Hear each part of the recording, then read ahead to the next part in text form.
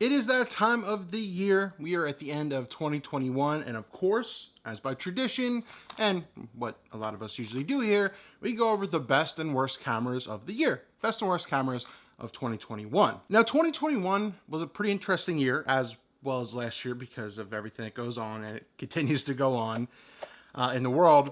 And companies are going through shortages of parts. You know, camera manufacturing isn't as easy, chip, all this kind of stuff. It's not as available. So it makes making cameras hard and getting them out there and getting them out there on time as anticipated. And one of the biggest proponents of that, and that happening too, is especially Nikon and Sony this year for the most part. But so a lot of the cameras this year kind of haven't fully come out to an extent as well. But let's just run over a general list of the bigger cameras that came out in 2021, and then kind of break down the best and worst of what we know, what we've seen, and just have a general discussion about it. But what came out this year? Don't mind me, I just have a little list so we keep things on track. We've got Sony. Sony put out pretty much some of the most cameras this year. They had the Sony Alpha 1, big step for them. The Sony ZV-E10, in which, once again, targeting kind of the vlog and even the streaming aspect they tried, but the unfortunate part is that camera it got hard to get because of shortages out there, so they haven't been able to make a ton of them, unfortunately. And then the Sony A74, which follows up the A7 III from a couple years ago. Very, very successful camera for them, but a lot of good remarks on the A7 IV. We've had Fuji come out with a couple things as well, but not necessarily consumer oriented. For the more budget friendly, but we've had the Fuji GX50S Mark II. We had the Fuji GFX100S. Once again, I'm using coming out and release kind of the same thing too, or available. But then we also had the Sony XE4, which is the more consumer friendly option right there. So we got some medium format action from Fuji this year, but once again, not a ton coming out because of things going on. Now, Nikon had some things as well, which we'll tackle in a second, but just a couple one-offs.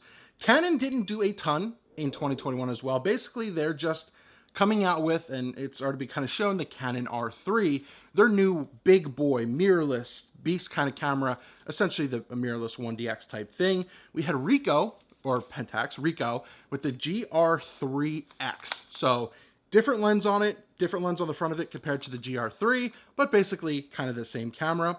And then we had the Sigma FPL.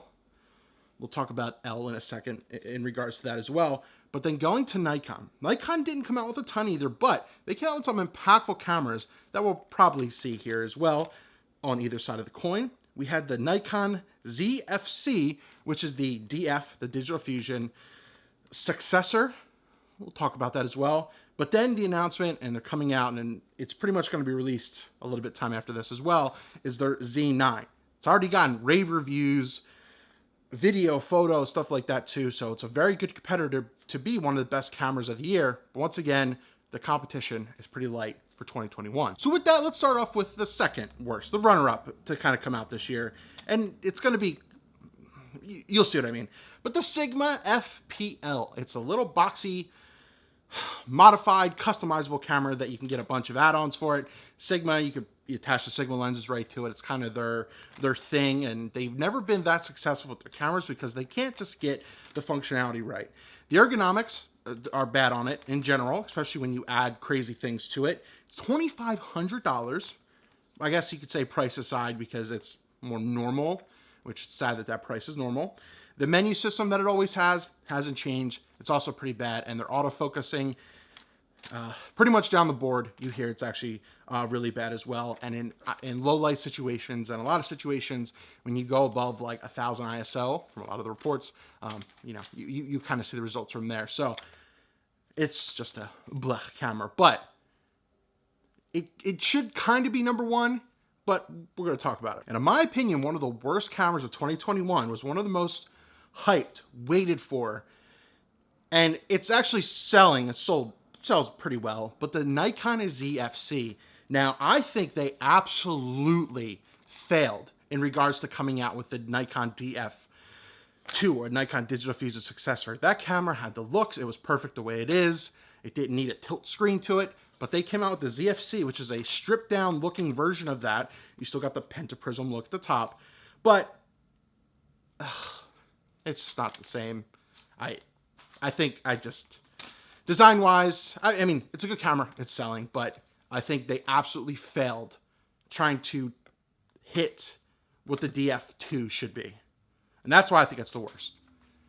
Basically, kind of think how I think Fuji making the Sony X Pro 3 the other year and how that kind of missed the mark with the screen and stuff like that too, despite it being a good camera. But absolutely, the ZFC missed the mark. And that's why I'm giving it one of the worst of the year. So in regards to the best three, once again, our list isn't extensive this year, but I've got the best three, and let's kind of go from there. Being someone who is a Ricoh GR line fan, I think even just the replacement of the lens on it was absolutely good. We're going to talk about the Ricoh GR3X. Once again, basically like their GR3, but instead now you get a 40mm equivalent lens on it, and I think that is perfect for street photography. Yeah, it's not as wide, but you could get a lot within that frame, within that scope, that lens. You can still be at a good distance from people, especially nowadays, and still capture some really cool candid stuff. So you got that on it. You know, the GR3 is essentially a 28mm equivalent, so there is a little bit of diversity there, but to me, it's not that far off, but I think it's definitely an impactful thing, and I highly rejoice it, and I can't wait to get my hands on one to go out and photograph with it when we can. And this is a tough one because I wanted to evaluate price here, but there were a lot of things and just trying to evaluate what people thought too, even though some of the cameras aren't fully released and stuff like that too, and cameras that have been sent out. Between the Nikon Z9 and the Sony A74, I have coming in at number 2. Once again, the price is kind of was just like, I didn't want to put one somewhere, but there's a lot too good for it. So number 2, I have the Sony A74. Once again, coming off the Sony A7 III, one of Sony's most successful cameras of all time. One of my favorite cameras that they ever put out. They finally come out with the 4 this year, and there were some slight increases to it. Nothing to fully blow my mind with the camera, but some nice little buffs here and there. For example, it's now up to 33 megapixels, and they did have a body feature kind of improvement. The grip was a little bit tight compared to the A7 III, so they did expand that a little bit for the A7 IV. It almost kind of reminds me of like a Fuji X-H2 to an extent in that regards. But of course, from 2018 to 2021, they updated all the autofocusing, the eye, AF, animal, all that kind of stuff is now in the A7 IV as well. And once again, the $2,500, it's kind of becoming commonplace.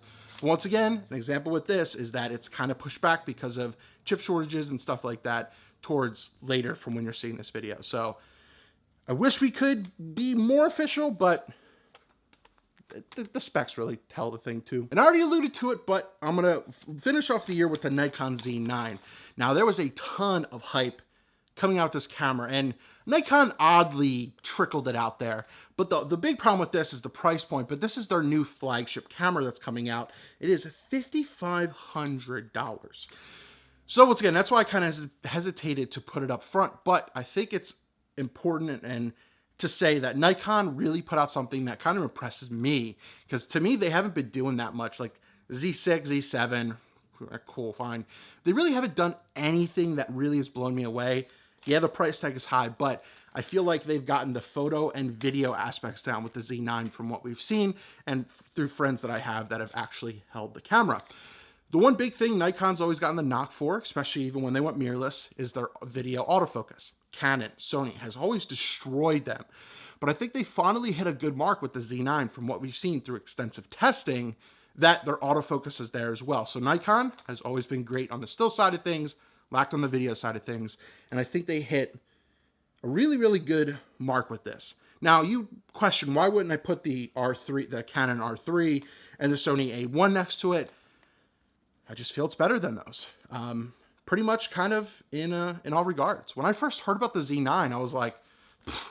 But once again, I like to put a lot of time and research into things, but I completely went 360 on it, and that's why the Sony Z9 looks to be the camera of the year 2021. Once again, it's unfortunate because of, world events that we don't fully have hands-ons with a lot of people and stuff like that, but we've got very reputable people that have put the paces on some things because they have access to getting things from Nikon, Canon, Sony, etc. So that's kind of my list right there. Let me know your thoughts as well. Do you agree? Do you think the Nikon ZFC was as much of a train wreck as it was to me. Let me know your comments down below. Let me know your thoughts, and let's have a discussion down there. This is probably my last video of 2021 of the year, so I just want to say thank you so much for all the support throughout the year. I know I didn't put out a ton of videos, but the past 2 years has been very, very difficult to be creative, and especially with restrictions and being safe and being smart about what's going on around the world and the environment. There's not a lot of